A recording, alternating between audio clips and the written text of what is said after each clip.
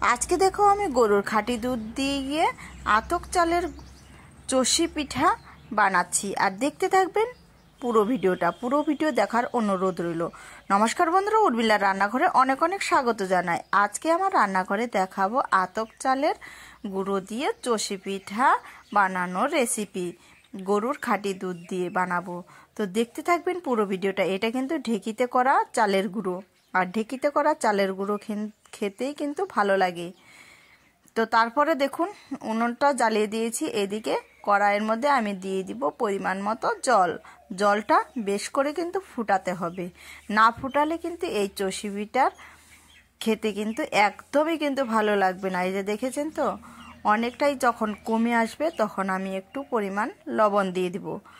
অনেকটা কমে গেছে জলটা। এই পিঠা কিন্তু এইরকম পিঠা বানাতে কিন্তু দুইজন লাগে। তো তারপরে দেখো একজন নাড়ছে আর আমি আতক চালের গুঁড়োগুলো দিয়ে দিচ্ছি। দিয়ে এইভাবে একটা ঘন টাইপের ডো বানিয়ে নিতে হবে। এই দেখো অনেকটাই ঘন হয়ে এসছে এই রকম। তারপর সুন্দর করে এটাকে এখন একটা থালার মধ্যে নিয়ে নেব। আর আমার ভিডিওটা যদি ভালো লাগে অবশ্যই সাবস্ক্রাইব, লাইক, কমেন্ট করে পাশে থাকবেন। পাশে থাকা বেল বাটনটি প্রেস করে দিবেন, যখনই আমি ভিডিও পোস্ট করব আপনাদের সামনে পৌঁছে যাবে। তারপরে দেখো হাত দিয়ে এইরকম করে গোল করে একটা ক্যারি ব্যাগের মধ্যে ঢুকিয়ে দিব। 1 ঘন্টার পরে এটা ফিরে আসি।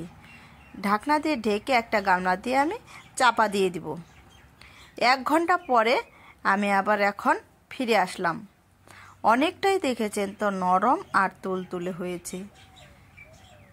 অবশ্যই কিন্তু আপনারা ঢাকনা দিয়ে রেখে দিবেন, না তো কিন্তু পিঠে কিন্তু খেতে কিন্তু ভালো লাগবে না। তারপরে যে দেখো ক্যারি ব্যাগ থেকে আমি এখন বের করে নিচ্ছি। এটাকে এখন মাখতে হবে। অবশ্যই আপনারা এইখানে যে আতক চালের গুঁড়োটা আছে এই গুঁড়োটা কিন্তু অবশ্যই কিন্তু আপনারা ভেজে নেবেন, না ভেজে নিলে কিন্তু কাঁচাগুলো দিবেন না। এইরকম করে আমি কিন্তু লম্বা লম্বা করে আমি কেটে নিচ্ছি। সুন্দর করে মেখে নেওয়ার পর লম্বা লম্বা করে আমি এরকম করে ছড়ি কেটে নিব। তারপরে এখন চষি পিঠা কাটতে হবে। আর আমার ভিডিওগুলো কে কোথা থেকে দেখছে অবশ্যই কিন্তু বলবে, তাহলে আমার উত্তরটা দিতে সুবিধা হয়। এখন এই যে দেখো একটু করে করে ধরে তারপরে এইভাবে করে চষি পিঠার সাইজগুলো আমি করে নিচ্ছি। সম্পূর্ণ ভিডিওটা দেখে বাড়িতে একবার হলেও এইরকম রেসিপি আপনারা করে দেখবেন, অসাধারণ লাগবে। এই দেখেছেন তো অনেকগুলোই হয়ে গেছে প্রায়। এইভাবে করে সেম একইভাবে করে সম্পূর্ণ আমি কিন্তু চষিগুলো করে নিলাম অতি সহজে। দেখেছেন তো সম্পূর্ণ করা হয়ে গেছে। আমি এখন এটাকে একটা চালের গুঁড়ো যে আছে ওই গুঁড়োগুলো ঝেড়ে তারপরে কিন্তু আমি একটা থালাতে নিয়ে নিব। অবশ্যই এইখানে আপনারা চালের গুঁড়োটাকে ভেজে নেবেন, তাহলে কিন্তু এইরকম করতে, কাঁচা চালের গুঁড়ো দিয়ে করবেন না, তাহলে কিন্তু এইরকম পিঠেটা কিন্তু খেতে ভালো লাগবে না। অবশ্যই ভেজে নেবেন। তারপরে দেখো ছাকনা একটা ছেঁকে সুন্দর করে নিয়ে নিলাম। তারপরে এই দিকে নিয়েছি আমি গরুর খাঁটি দুধ। 1 কিলো দুধ আছে। 1 কিলো দুধ দিয়ে কিন্তু আজকে চষি পিঠাটা দেখাচ্ছি। এটাকে দুধটাকে ছেঁকে সুন্দর করে চাল করতে হবে, দুধটাও কিন্তু ফুটাতে হবে। দুধটা ফুটে এসেছে, আমি দিয়ে দিচ্ছি 2টা তেজপাতা। তেজপাতা দিয়ে দিলাম, আলাদাই একটা সেন্ট করবে। তারপরে দিয়ে দিচ্ছি এলাচ থেতো করা। দিয়ে এইভাবে আবারও আমি দুধটা নেড়ে চেড়ে নেব। দুধটা বেশ করে ফুটাতে হবে। দেখেছেন তো দুধটা 1 কিলো দুধ থেকে অনেকটাই কিন্তু কমে এসছে। তারপরে আমি দিয়ে দিব এখানে পরিমাণ মতো চিনি। আপনারা যে যেরকম মিষ্টি খাবেন সেই রকম কিন্তু চিনির পরিমাণটা দিবেন। চিনিটা দিয়েও ভালো করে এটাকে জাল দিতে হবে। জাল দিয়ে আবারও চিনিটা যখন গলে আসবে তখন আমি চষি পিঠাগুলো দিয়ে দিব। আর আমার ভিডিওগুলো আপনাদের কেমন লাগে অবশ্যই কিন্তু কমেন্টে বলবেন। আর ভিডিওটা দেখে একবার হলেও বাড়িতে ট্রাই করে দেখবেন। এইরকম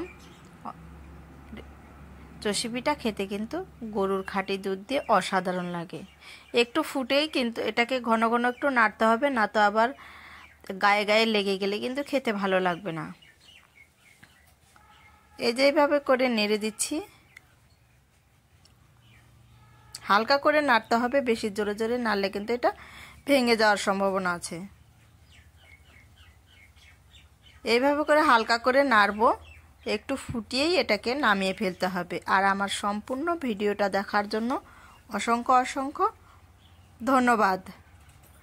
ভিডিওটি ভালো লাগলে অবশ্যই সাবস্ক্রাইব, লাইক, কমেন্ট করে পাশে থাকবেন। পাশে থাকা বেল বাটনটি প্রেস করে দিবেন।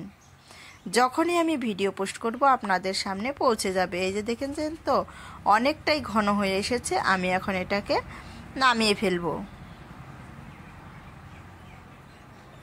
নামিয়ে নিলাম একটা থালার মধ্যে। গরুর দুধে দেখেছেন তো অনেকটাই জাল হয়েছে আর অনেক সুন্দর সেন্ট বেরিয়েছে। তো সম্পূর্ণ ভিডিওটা দেখার জন্য অসংখ্য ধন্যবাদ। আমি কালকে অন্য ভিডিও নিয়ে আসবো আপনাদের কাছে। আপনারা ভালো থাকবেন, সুস্থ থাকবেন এই কামনাই করি। পিঠের রেসিপি এই যে আপনাদের সামনে একটু দেখাচ্ছি কতটাই সুন্দর হয়েছে। ভিডিওটি দেখার জন্য অসংখ্য ধন্যবাদ।